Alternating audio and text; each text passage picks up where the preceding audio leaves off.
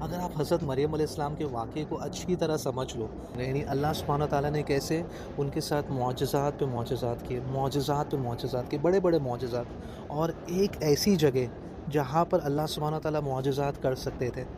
لیکن اللہ سبحانہ تعالیٰ نے وہاں پر کیا کیا؟ حضرت مریم علیہ السلام کے ساتھ سب سے پہلا معجزہ،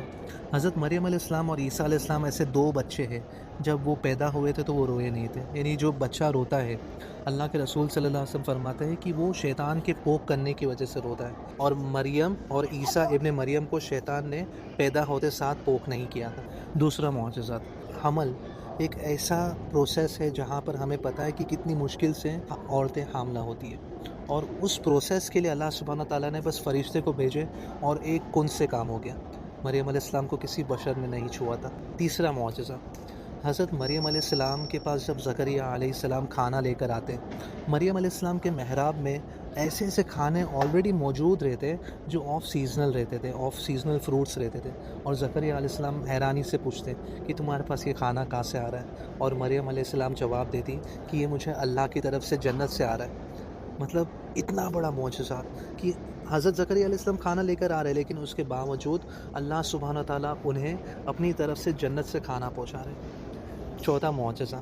جب مریم علیہ السلام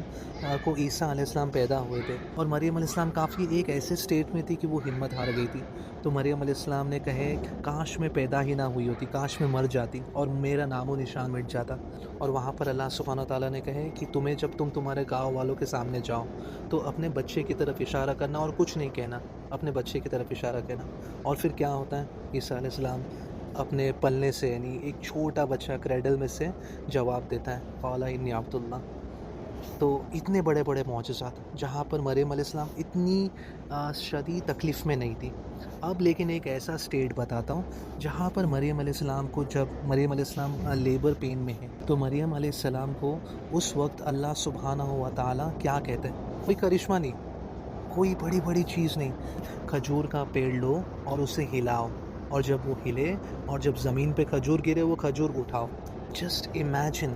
اتنے بڑے بڑے کرشمے ہوئے، جنت سے کھانے آ رہے، بچہ مطلب گود سے بچہ کہہ رہا ہے، اور یہاں پر جب مریم علیہ السلام اتنی شدید تکلیف میں ہے، اللہ سبحانہ تعالیٰ مریم علیہ السلام کو کہہ رہے کہ جھاڑ ہلاؤ، یعنی اس تکلیف میں اللہ سبحانہ تعالیٰ مریم علیہ السلام کو سکھا رہے کہ کس طرح تمہیں اسٹرانگ بننا ہے۔ Allah will make you go through some very difficult experiences, and you will not be able to see what good can possibly come from it. You will not be seeing what good comes from it. But Allah is fully aware that whatever experiences you're going through is actually good for you. That's still an act of kindness. Your sickness is still an act